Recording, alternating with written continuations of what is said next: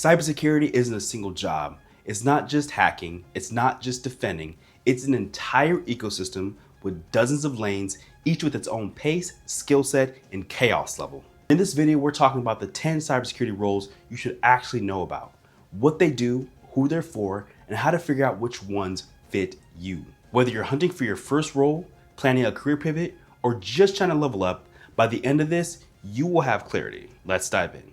Role number 1, the SOC Analyst. Think of it as the cybersecurity equivalent of working the front door of the world's sketchiest nightclub, and everyone and everything is trying to get in. And you're the one deciding if they belong, if they're lost, or if they're about to start some trouble. The SOC, or Security Operations Center, is where most cyber careers begin. It's not glamorous, the room is bathed in monitor glow, the coffee is industrial strength and questionably legal, and the air conditioner hums like it's trying to plot its own ransomware attack. The overhead lights quit years ago, but by now, the darkness feels like part of the job description. Your shift kicks off with Splunk, Sentinel, or QRadar. Alerts come in non-stop, some are harmless, while others are halfway across the globe. Then there's the occasional PowerShell script that screams, "I'm not supposed to be here." You investigate, piece the puzzle together, and decide if it's time to escalate or quietly file it away. When it's urgent, you pass it on with notes to the next shift so they can jump on it and not miss a beat. In between incidents, you're shoulder to shoulder with other teams, sometimes mid-attack, running on caffeine, granola bars, and pure adrenaline. The SOC trains your instincts. You learn to spot the difference between normal and this is bad in seconds. You pick up the language of detection, response, and risk like you've been speaking it your whole life. And you get a close-up look at how security breaks and how to keep it from breaking again. It's not just an entry point, it's a proving ground. Every shift makes you sharper, tougher, and armed with the kind of context that makes every role after this easier. Most cyber pros start in the SOC. It's like boot camp for your instincts. Real stakes, real learning, no better training ground.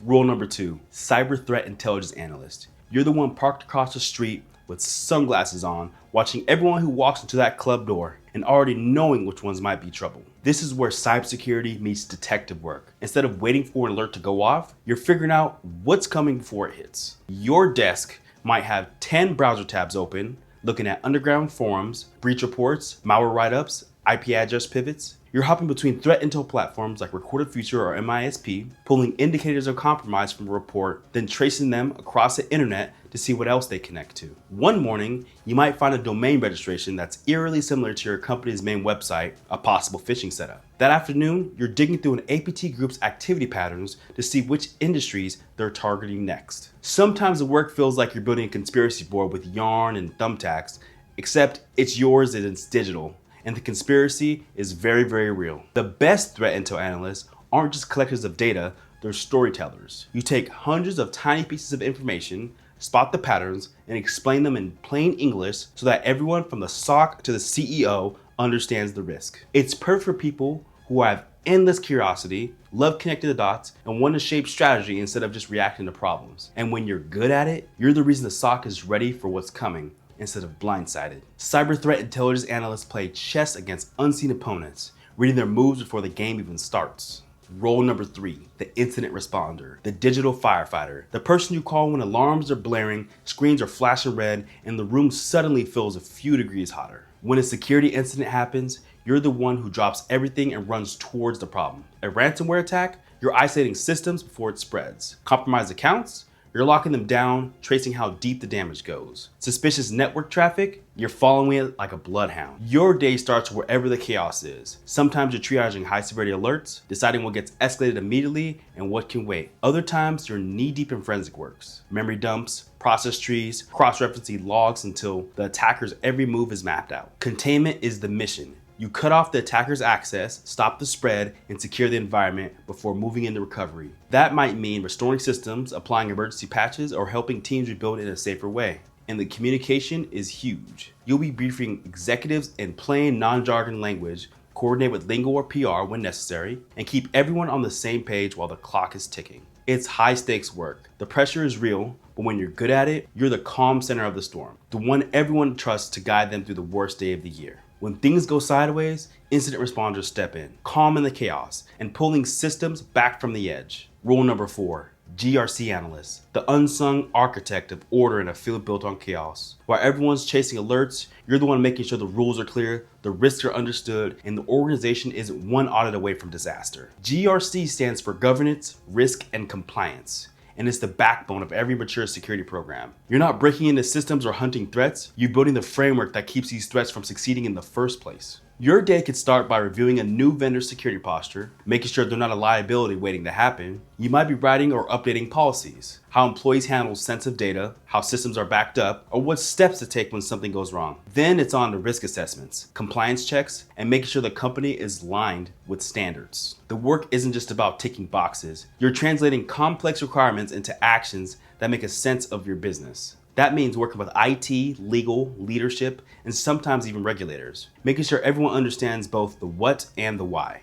It's perfect for people who are detail obsessed, love finding gaps in systems, and enjoy the strategic side of security. And here's the kicker, GRC is one of the fastest growing ways to break in the field. Every company needs it. Most don't do it well. That means opportunity, influence, and a clear way to path to leadership. Not every cyber job is technical. GRC protects through policy, risk, and strategy. Role number 5. The cloud security engineer, the gatekeeper of the digital skies. If a company's data, apps, infrastructures live in the cloud, you're the one making sure that no one builds a ladder up to it. Almost every business today runs on AWS, Azure, or Google Cloud. That means every misstep, every overly generous permission, every public-facing storage bucket, every unpatched service is a potential breach waiting to happen. Your work is part detective, part architect. One day you're combing through configurations to make sure no one accidentally left keys under the doormat. The next, you're designing cloud environments that are secure from the start, using infrastructure as code so security is baked into every deployment. You lock down identity and access management so people have only the permissions they need. You monitor for unusual activity, whether that's an attacker spinning up an expensive resource for crypto mining or a developer accidentally exposing an internal tool to the public internet. And when something does go wrong, you're leading the response in a cloud-native environment where speed matters even more. This role rewards people who understand both security fundamentals and modern infrastructure.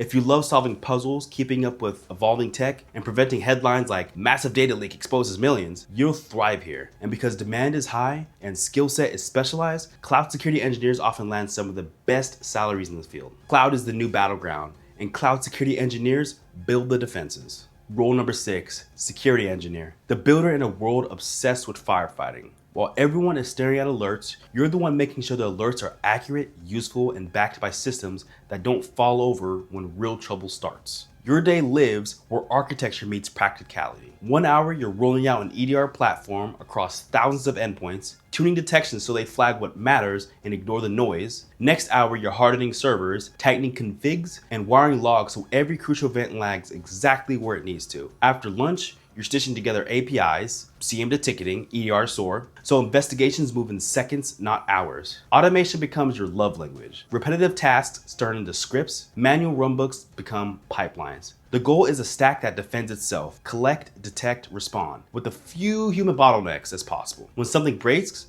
and it always does, you trace it to the root and fix it at the source, but make sure it won't bite the team again. You're the one people call when it should work isn't working. You troubleshoot weird edge cases, decode cryptic logs, and translate between security, IT, and cloud without turning it into a turf war. Quietly, you make everyone else faster. It's a role for people who care about outcomes. You like performance and reliability as much as you like security. You don't just install tools, you make them sync together. And when you're done, the whole organization feels it. Fewer false positives, stronger detection, smoother responses, and a stack that scales. Security engineers don't just chase alerts, they build systems that catch them. Role number 7, the red teamer, also known as the penetration tester.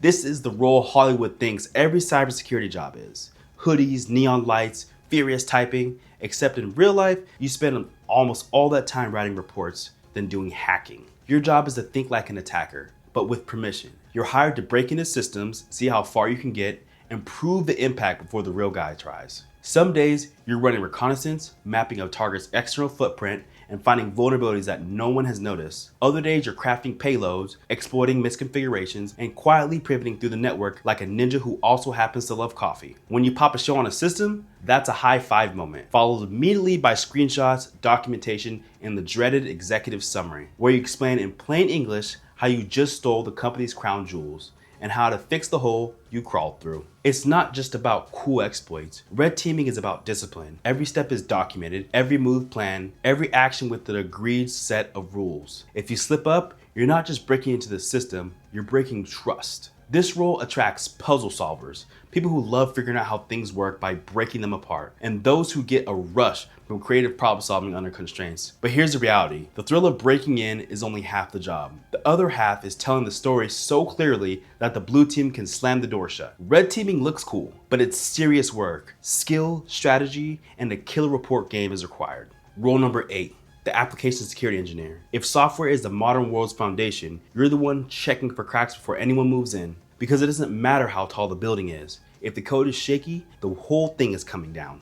AppSec is about finding and fixing vulnerabilities before the attackers even get a chance. You're embedded with dev teams and the build process, not just someone swooping in at the end saying, oh, this is bad. Your mornings might start with code reviews, scanning through commits, looking for insecure logic, bad input validation, or that one developer who still thinks password 123 is a fine default. Afternoons can be spent running dynamic tests on staging environments, poking at APIs, and seeing if you can sneak data out without tripping any alarms. You build security into the pipeline itself, automated scans, secure coding guidelines, and reusable libraries with safe defaults. You're the quiet voice in the sprint planning saying, we could ship it, but here's how to ship it without handing out free exploit kits. This role is perfect for people who love reading and writing code, but also enjoy breaking it. You need to speak both developer and security, translating between the two so fixes get made without derailing the product roadmap. You prevent vulnerabilities from ever becoming incidents. No late night emergency calls, no headlines, no oops emails to customers, just safer software that ships on time.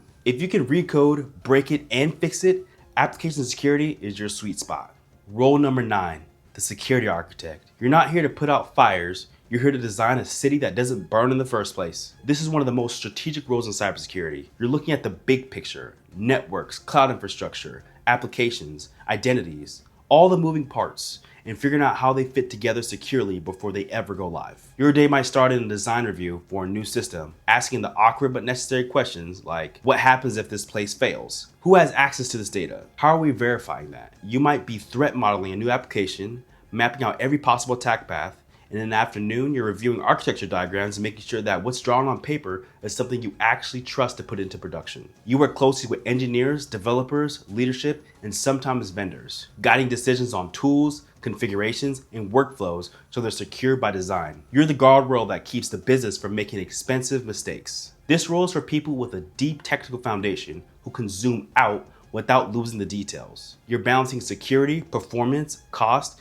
and user experience, all while keeping pace with the shifting technology. And here's the thing, when you do your job right, nobody notices. Systems run smoothly, incidents are rare, and projects roll out without drama. It's only when something goes wrong that people realize just how much of the organization's safety was sitting quietly in your diagrams. Security architects don't just fight fires, they design the fireproof building. Role number 10, the cybersecurity consultant. You're the fixer, the problem solver companies call when they need expertise, perspective, and results fast. One week, you might be helping a healthcare organization prepare for a compliance audit, combing through policies, and tightening their security controls. The next, you're walking into a financial firm that just had a breach, leading them through containment, recovery, and future-proofing their defenses. Every engagement is different. Every industry has its quirks, and you learn something new almost daily. Your toolkit isn't just technical, you need communication skills to explain findings to executives who don't speak cyber, and you have to do it in a way that gets them to act. You're part strategist, part translator, part firefighter,